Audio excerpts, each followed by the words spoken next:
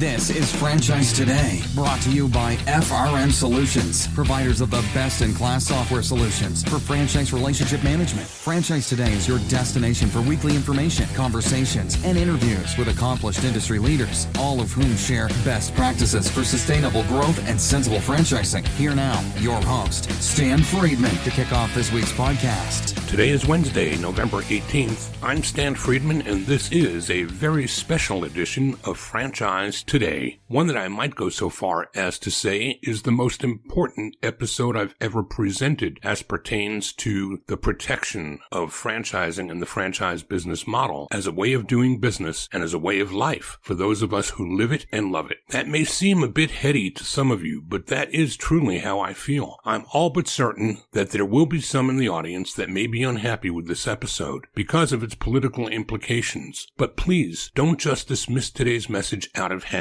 Yes, there are politics associated with it, but so too is that true in all aspects of life, and we can't agree with them all of the time. My reason for bringing this conversation forward today is in an effort to do my bit to protect and defend franchising from becoming the victim of collateral damage, which would likely occur should the Senate flip blue as the result of two upcoming Georgia U.S. Senate runoff elections on January 5th, 2021. Let me make this as simple as I can. If someone were to hold a gun and threaten harm to a loved one, would their politics matter to you? Hell no. What would matter would be doing whatever you could to remove your loved one from harm's way. So please listen to this interview in that context. Hear what is presented by my guests today, and then do what you will to support and protect our franchise business model in any way that you can to prevent this from going the wrong way. For my part, I'll have done what was in my power to do, and my hope is that this discussion with David Barr and Ron Feldman will persuade you to do your part as well. I'll be back in 2 minutes or less to kick it all off with David Barr and Ron Feldman. But first, this quick timeout. Franchise Today will be right back, but first, a word from our sponsors. We are all familiar with Vistage, YPO, and EO. Well, now comes Zor Forum, a somewhat similar type of executive group, but this one comes with a twist. Zor Forum groups are exclusively for franchisors. Imagine a peer group for sharing and networking on a platform built exclusively for franchise executives. Zor Forum members are afforded unparalleled access to best practices and some of the brightest minds within the franchising world through regular meetings and a dedicated communications platform. In this post-COVID world, a franchise-specific mastermind or peer group is an endeavor worth making time for. Zor Forum groups of 6 to 10 will bring leaders together that are in similar situations, but with exclusivity in terms of their competitive sets, so that each can openly help others benefit from their respective knowledge, perspective, and experience with no fear of competitive loss. Network, learn, strategize, and remain motivated along your journey. Join a peer group, not just any peer group. Join the only one designed for emerging franchisors. Join Zor Forum. Learn more at zorforum.org. That's www.zorforum.org.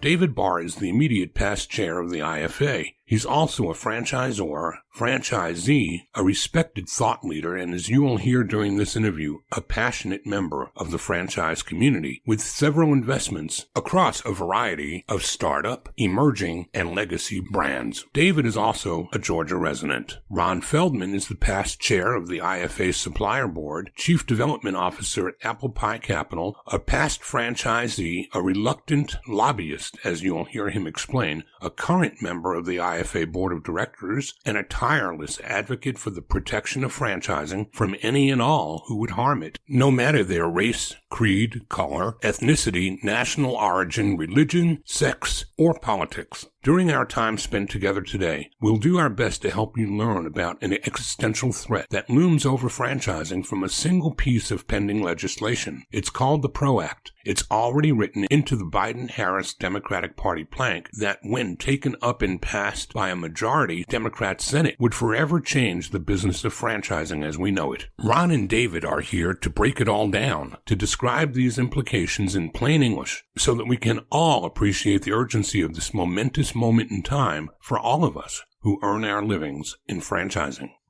Ron Feldman and David Barr. Welcome to Franchise Today. Good afternoon. Hello there. How are you? Unlike you, I'm kind of staying close to home these days, but I know you guys are out and about and traveling and doing all the things that you do to keep your businesses going. Guys, we're going to have a different kind of a conversation today than we usually have on Franchise Today. And the reason that the three of us are here today is to talk about something that is upcoming on January 5th, which is the Georgia runoff for the U.S. Senate. And we're going to get to all of that in a minute or two and unpack some of why that matters to us here at Franchise Today. But I want to start, as I always do, even though this is a special edition of Franchise Today, the first question out of the gate is always the same. So I'm going to ask David if you'd go first and share with the audience who you are and your associations with franchising, how long you've been around, and how franchising found you. Well, thank you. Thank you for allowing me to be a guest today, Stan. Oftentimes characterize myself as a finance person turned operator turned strategist.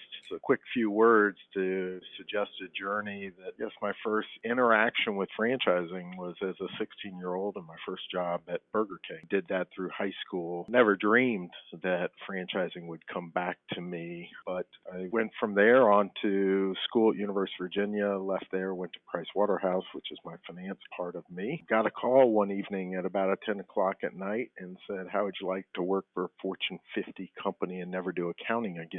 And I said, sign me up. And that company was PepsiCo, and more specifically Pizza Hut. And Pizza Hut had just started delivery. That was 1991. And in starting delivery business, I think they really got in full force in the late 80s. It was heavy growth. It was exciting. Pizza Hut went from a zero in delivery sales to $1 billion in less than 5 years. And I oftentimes tell people, if you can grab growth, grab it hard and just ride it. And so it was a wonderful opportunity. And my job was field finance and working with operators to improve margins. I had no balance sheet responsibilities, but what that meant was I was in restaurants every day. I got to learn the restaurant business. And I left there in 1994 and became the CFO for Great American Cookies, the cookie retailers in the mall. And then subsequent to joining them, became the CEO. I ran that business till 1998 when we sold it on behalf of the shareholders. And so since 1998, my path has really taken two paths. One, I became a franchisee of KFC and then subsequently Taco Bell, and then subsequent to that, Capriati sandwich shops. And at the same time, I began sitting on board of directors on behalf of hedge funds, private equity funds, and debt funds. And through that process, more recently, have become an investor in a variety of different businesses, such that I would now say I'm a franchisor, franchisee, and a supplier in the sense that John Rachi and I started Franworth, and we help entrepreneurs achieve their dreams through the franchise business model. So a long-winded way of saying I touched franchising at the age of 16, Burger King. It really, that rooting of being an employee first stayed with me when I was at Pizza Hut. And then I was blessed enough to work on the franchisor side for 6 years and really learn the business, for lack of a better term, with someone else's money, and then had the opportunity to become a franchisee. And it's been a wonderful journey. It certainly has changed my life. It's provided me opportunities I never thought I would have. Blessed to be part of franchising, to represent it in a leadership role, and glad to be here with you today. And David, just talk some about the leadership role that you've taken in IFA. Yeah, so interestingly, in 1994, when I was the CEO of Great American Cookies, spoke a couple times at IFA, but never really got involved because we had a gentleman who's also a Georgia resident, Jim Squire, who ran our franchise development and our franchise relations efforts.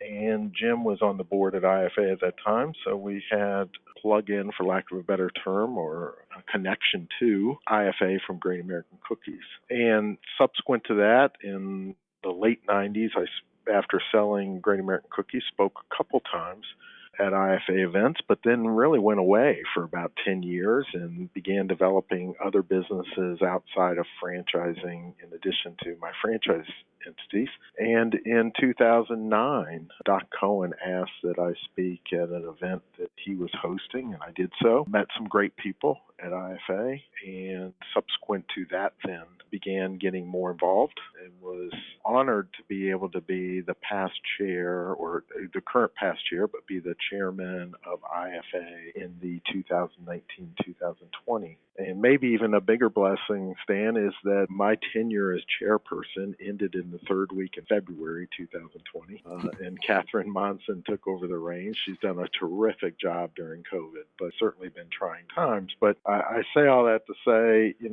being part of IFA is like much else in life. You get out of it what you put in. I've received as much as I've given, and while it's been a lot of hard work at times, the friendships I've obtained, the knowledge I've obtained, the connectivity to my business that I've obtained has all been wonderful. Well, the passion in your voice is evident, and we're going to bring all that back around as to why we are here today and what it is we're going to talk about. But we're going to let Ron take a crack at introducing himself as well. A tough act to follow there, Ron, but I know who you are and how much you carry, so have at it. Well, thanks, Stan, and thanks, David. Yeah, you are a tough act to follow. I will tell you we are very similar in the fact that we both got into franchising at the age of 16, and this, Stan, will have a connection to you. I started working at Blimpies when I was 16, illegally using a slicer, by the way. Was too young, but the franchisee didn't really care. But did a roll-up in the burglar alarm business in the 90s that we exited in 2000. And knowing we were going to exit that, wanted to have a plan to have our next business interest. And my wife interviewed to be a director of a preschool that was called the Goddard School. When she came back and said, they're franchised, I said, wow, you shouldn't be a director, you should be an owner. So one thing led to another, and we met a guy named Tony Martino, who is in the IFA Hall of Fame. He started a few franchise companies, Amco, Mako, and Goddard, and became a franchisee in Goddard and started a school and ran it for 8 or 9 years and successfully exited. Got involved in a couple of other franchises along the way and was a franchisee 3 times. But in meeting Tony Martino, with my kind of acquisition background in the alarm business, he asked me if I could help him in putting a finance program together for his Mako franchisees. Back in the early 2000s, I was working with, at the time, Bernie Siegel and Nate Greenberg, who are longtime franchise people. And we put a program together for his franchisees that ultimately morphed into a business, and been doing franchise finance ever since, with a stint along the way at Frandata doing advisory work and consulting. Fast forward to my current role at Apple Pie Capital. While I was at Frandata, we had a client who was the founder, Denise Thomas of Apple Pie Capital, on how to launch Apple Pie. I was the one who drew the long straw or the short straw, depending on who you ask, and helped in the formation of basically the underwriting and the business development model for Apple Pie. And fast forward another couple of years, and I joined Apple Pie, and that's where I currently hang my shingle. And in terms of the IFA, I guess my passion kindled in the Great Recession when the government made a couple of really bonehead decisions as it relates to financing acquisitions in the SBA world, and was fast forwarded by Matt Shea to a very high visibility within the organization. Went up on the Hill. I didn't have that on my CV before, but now I have lobbyist on my CV, not by choice. Ended up going on the Hill quite a few times to fight that. Ultimately won it. It was a technical thing where the SBA wouldn't allow goodwill to be financed in an acquisition, which destroyed the resale market in franchising for a year, and got involved on the supplier board, got involved on a bunch of committees at the IFA. And, once you say yes, it just kind of morphs into one thing. I've past chair of the supplier board and was elected to the IFA board when I went off the supplier board. So I am currently a member of the IFA board of directors. Fast forward to here, not quite as crazy as David, but still a interconnected path. So I would suggest that there is one common denominator here that the three of us share, and that is a passion for the business model. And we're talking about franchising. So in 2008, Ron, when the access to capital issue seemed like it was going to become the next threat to the franchise business model, that really is dwarfed by what's going on today. And I'd like to ask either of you, maybe Ron, you first, to kind of just give a look at the landscape of why we're here to talk about January 5th today, and why a Georgia runoff election for 2 United States senators is important to any and everyone in the franchise business, whether they live in Georgia or not. Sure. To answer your question directly, the difference difference between 2008 and today is we all knew 2008 was going to be a temporary situation. There's going to be a recovery, and those capital access issues ultimately went away. That's just a normal economic cycle that's painful while you're in it. What we're facing today is much more permanent and, quite frankly, a threat to the whole business model as it relates to a number of issues. The hottest point is the joint employer rule. For those that don't understand that, it basically makes a franchisor liable for the actions of a franchisee's employees, and it creates a connection, and I'll let David speak much more eloquently on this than I do, but it creates a connection for a labor union to be able to organize an entire franchise brand by getting one franchisee to organize. And that is the silver bullet that the union driving this has been the Service Employees International Union, who, by the way, spent $150 million on this presidential campaign. So they certainly have a vested interest in doing this. That's probably the number one risk in it. There's more than that, but I think we should focus on that because that, I believe, is an existential threat to franchising. There's no reason for a franchisor to have franchisees if they have liability for their employees and only collect the royalty that they're collecting. All right. So, David, we've seen this joint employment issue for the last 3 or maybe 4 years already by now. Why does so much hinge on this election that's going to make a difference between what we've dealt with until now and what we would be dealing with should the Senate flip? Yeah, in essence, I think it's the difference between what might be considered regulatory bodies and legislation. Probably everyone knows who's listening to this broadcast. As of today, pre-January 5th, the Republicans have 49 seats, the Democrats have 48. Of course, Joe Biden won the White House, and the Democrats hold the House. And the issue is not a Republican or Democrat issue, in my opinion. It's just a business issue, and it's an understanding of business. Really, since the beginning of time in America, we have deemed and defined employers as those who have direct control over their employees. And under the Obama administration, there were individuals in the Department of Labor and subsequently in the National Labor Relations Board who began a theory that employees did not have to be direct controlled, but instead could have the potential of indirect control. And so changing the word from direct to indirect and adding the word potential. So they didn't even have to kind of state or show factual basis that there was actual indirect control, but potential. Where does that play out? It plays out in our daily lives in a variety of different areas.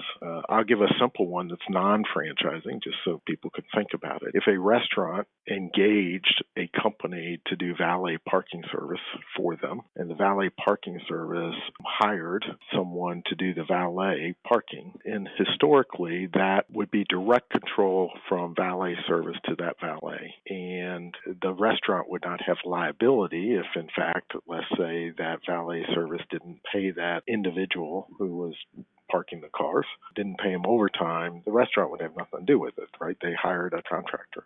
Under this rule, indirect control would say no. The restaurant, by controlling the employer of this employee, actually is the new employer. So how does that play out in franchising? As we think through franchising, which has another nuance to it, we have franchisors who then engage or then sell, or not only sell, but license their trademarks to franchisees. Those franchisees operate under a business model in accordance with the franchisor's policies and procedures, and that franchisee then goes out and hires people. Well, under this theory, the person who has indirect control is really the franchisor, and the franchisor then, the employee of the franchisee becomes the employee of the franchisor. And if you do that, now it gets a little more nuanced.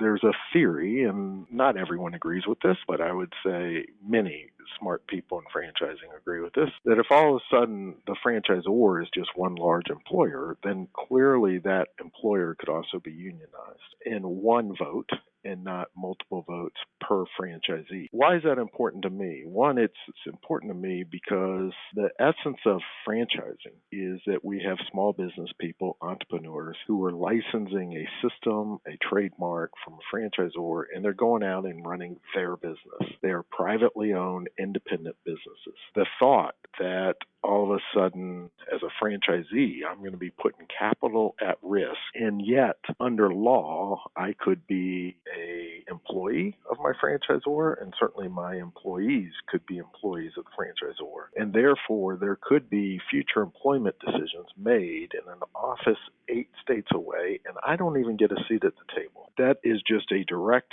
shot, I think, on franchising. And I think franchising is the greatest democratization of wealth. It allows people to get into business and create something. And so why is it important? I think the difference is under the Obama administration, and when we talk that it's been talked about for years, it was always regulators, being the Department of Labor, being the NLRB, and attempting to influence that policy and do it also through the courts. This would be the first time at the federal level we're seeing it legislated, and they would legislate it through what's called the PRO Act, which would allow for many of these actions to be codified and would be very difficult to overcome, I think, in the franchise industry. And David, I'll just add on to that. The other thing that the Democratic platform is calling for is to repeal all right-to-work laws. And how many right-to-work states do we have in the country? I don't even know what the number is. This is all being driven by organized labor. I mean, that's really what it is. Gentlemen, I think this is a great place for us to take a quick break. And when we come back on the other side, let's talk more about that PRO Act and how it's already sitting there as part of the Democratic plank and why this election is so important to not let the Senate pivot to a place where this becomes law. We're talking with David Barr, immediate past chair of the IFA, franchisor, franchisee, investor, supplier, Georgia resident, and Ron Feldman with Apple Pie Capital, and one of the strongest advocates for the IFA FranPac in recent history. And we're talking about the existential threat that we all face should the Senate flip from red to blue. We'll be right back. Franchise Today will be right back, but first, a word from our sponsors. This portion of Franchise Today is brought to you by Zoracle, providers of spot-on profiles, the gold standard of assessment tools that assure you're selecting the right franchisees every time. Unlike DISC or others that simply gauge personality or communication styles, Zoracle's spot-on assessments are all franchise-specific and based upon 7 sciences that nail the results each and every time. Your prospects simply answer a few questions online, and like magic, Zoracle's algorithms scientifically slice, dice, and analyze their thresholds for risk, their business acumen, and even their propensity for single or multi-unit ownership. Zoracle's spot-on analysis is like having a crystal ball, but there's no hoodoo here. It's all based upon science that flawlessly determines franchisee, franchisor compatibility, and accurately predicts performance. Why don't you schedule a demo today and take a complimentary look and see for yourself? It's the closest thing to a sure thing. Zoracle, spot-on assessments based on science, but delivering results that seem simply magical. Check them out at www.zoracleprofiles.com. And our conversation continues with David Barr and Ron Feldman, and we are talking about the upcoming January 5th Senate runoff election, not one but two Senate seats that actually are the deciding seats as to whether the Senate remains in Republican control or flips to the Democrats. And the conversation today is not about how you voted the top of the ticket and how good or bad you feel about what's going on as we await the certification of the election. What we're talking about is something called the PRO Act. This is an existential threat threat to us in franchising as a way of doing business. It's something that will be collateral damage should the Senate flip, which is legislation that is already written. There would be a willingness that isn't there as long as the red firewall remains in place. So politics aside, folks, this is all about your way of doing business and earning a living. Ron, there's something called the ABC test that's part of this legislation. Can you explain what that looks like? I will do my best. The ABC test is a change in what is deemed to be an independent contractor. And from a practical matter, the most visible thing we've seen is Uber and Lyft in California. There's a bill that passed and is now law called AB5 that was pushing and forcing Uber and Lyft and DoorDash and all the other folks to make their drivers employees. The gig economy is what they all fall under, spent a lot of money and got a ballot initiative in California that basically undid that portion of AB5 and allowed their independent contractors to remain independent contractors, but specifically related to the gig economy. There's 3 tests, and I'm going to read it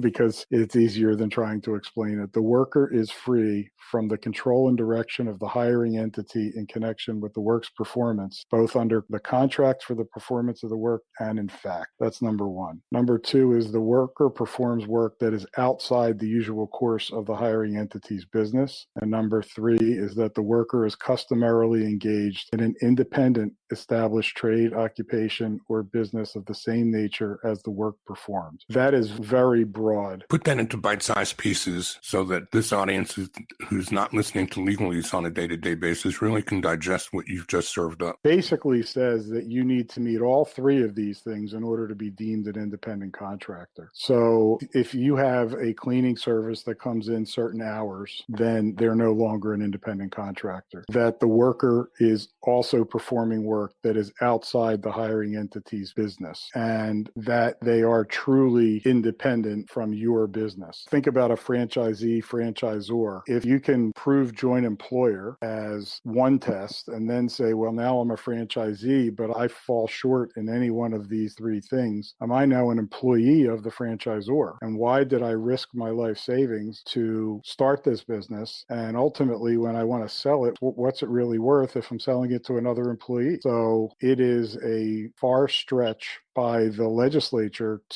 it's actually anti-small business and pro-big business. They're trying to make everyone the employee of a large company. At least that's my personal take on it. Yeah, and what's interesting is there were some 40 to 60 carve-outs of certain industries. For instance, if you think of the newspaper industry, newspaper boys, for lack of a better term, or those that stock newspapers or delivered newspapers, have always been independent contractors in that industry. They pick up newspapers, they deliver them to a route, they collect off the route, and they're an independent business person. Under this, they got captured in the C test, or what Ron said, number 3 there, which is they're really operating the similar business as the newspaper. And so the newspaper now had employees. It was interesting that Sacramento Bee would not support this legislation until they got a exemption for the newspaper. So the legislator gave the newspaper industry an exemption so that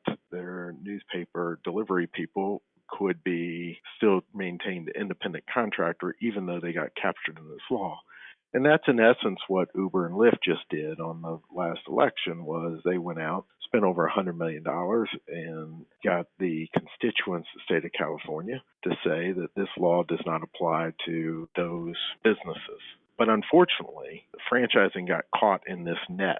The net was thrown in the water and pulled in, and they let some fish out, for lack of a better term, but they did not let franchising out. And IFA had fought hard to try to get an exemption. That has not been possible so far. And so that's the AB5 test in California, which incorporates the ABC test that Ron just defined. But the PRO Act that we're talking about at the federal level is codifying this same test, the ABC test. So what is right now somewhat of a legislative disaster in the state of California would be scooped up and put in all states from a federal position. Correct me if I'm mistaken, but doesn't the franchisor too run the risk now of plaintiff attorneys going out and seeking ways to create lawsuits that could bring in the ZOR and name the ZOR as well as the Z? Yeah, and if you think of emerging brands especially, it doesn't take more than one or two of those type of lawsuits to wipe out your annual profit for several years.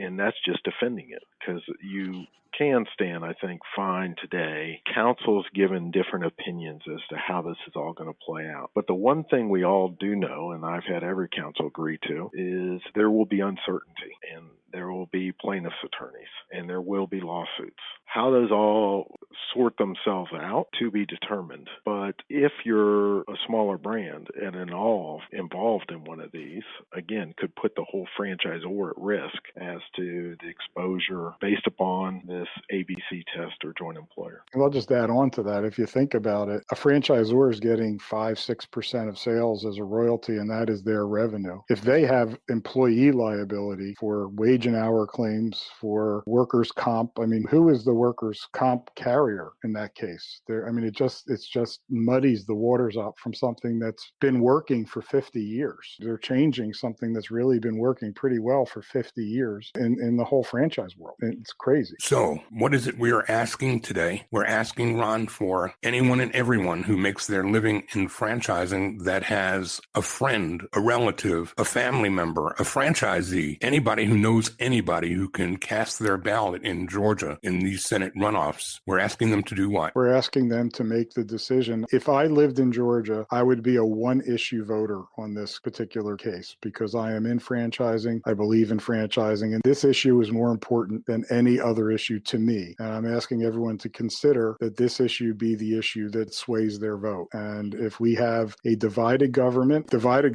will be better for America. And in my opinion, the Georgia Senate races need to go red so that we can ensure that stuff like this doesn't become legislation. Right now, as David said, it's always been regulatory or executive orders. Executive orders change and regulators change with every new administration. They're trying to codify this in permanent legislation. David, I've read today that Democrats are actually trying to solicit people to move to Georgia between now and the 7th of December so that they could be here with enough time to register, even though they didn't vote in the general, that they would be able to, as legal residents by December 7th, vote in the runoff. What is it that we can do? What's your last parting thought between now and January 5th to convince them that this is the most important decision they will ever vote on? 3 words come to mind. I would engage, I would educate, and I would activate. As far as engaging, I know many people are listening to this who are outside of Georgia, and you have some Georgia residents as well. So engage however you can.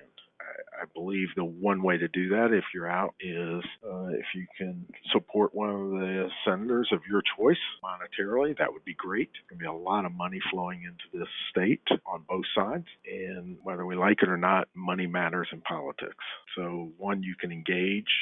If you're out of state, you can do it that way. You can, if you're in state, you can do it with your pocketbook or your feet, but get involved. As far as educate, certainly if you're in and around Georgia, but in addition, if you're a franchisor listening to this and you have franchisees in the state, educate them and ask them to educate others. We need people to know about this issue and the impact on this franchise industry. And then finally, it's activate. And that is, let's just not make it words. Let's really get out and do something about it. Let's make a difference. Our livelihoods for many of us are at stake, and I presume those who are listening in your audience today, their livelihoods are very dependent on this. This isn't just puffery and words that Ron and I are speaking. It truly is a huge shot at the bow of the ship of franchising. It's made a difference in my life. I want to make it safe so that franchising can make a difference in more lives in the future. Read the platform. This is not press or spin.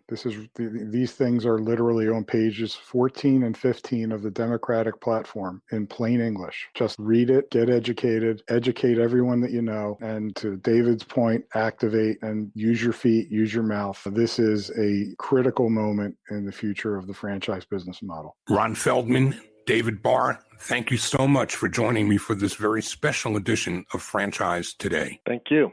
Thank you. As I said at the outset, this has been a very different but important episode of Franchise Today. I know that some among you may be rankled by this, and while I make no apologies for presenting it, please know that insulting any of you was certainly not my intention. My treatment of this issue is remarkably similar to my approach to diversity. Those of you who know me know that I have long been an advocate for diversity in franchising. There, like here, I have never tried to influence anyone's social, moral, or political compass. Rather, I simply do my best to make and share a business case for what I passionately believe is in the best interest of franchising and all of us in it. So as we close out today, I hope we've served up enough for you to chew on. An appropriate choice of words, I hope, with Thanksgiving just 1 week away. Seriously, we are into the holiday season already, and 2021 will soon be knocking. Franchise Today will take a break next week unless some breaking news compels us to post an episode. Otherwise, keep your distance and masks up, and as 2021 comes knocking, hopefully we'll enter the new year on more steady footing than we've had to deal with during this erratic year. But for now, you know the drill. Please stay safe. Keep doing the best you can. I'm Stan Friedman, wishing you the best, the very best of all things franchising, and Franchise Today is out. Franchise Today is a production of FRM Solutions, providing best-in-class CRM tools to empower relationships with prospective and existing franchisees. No excuses, just solutions. Find them online at frmsolutions.com. Join Stan every Wednesday at noon Eastern for another live episode of Franchise Today. Or, as always, download episodes on demand at blogtalkradio.com or iTunes. When you're part of a military family, you understand sacrifice and support. At American Public University, we honor your dedication by extending our military tuition savings to your extended family. Parents, spouses, legal partners, siblings, and dependents all qualify for APU's preferred military rate of just $250 per credit hour for undergraduate and master's level programs. American Public University. Value for the whole family. Learn more at apu.apus.edu/military.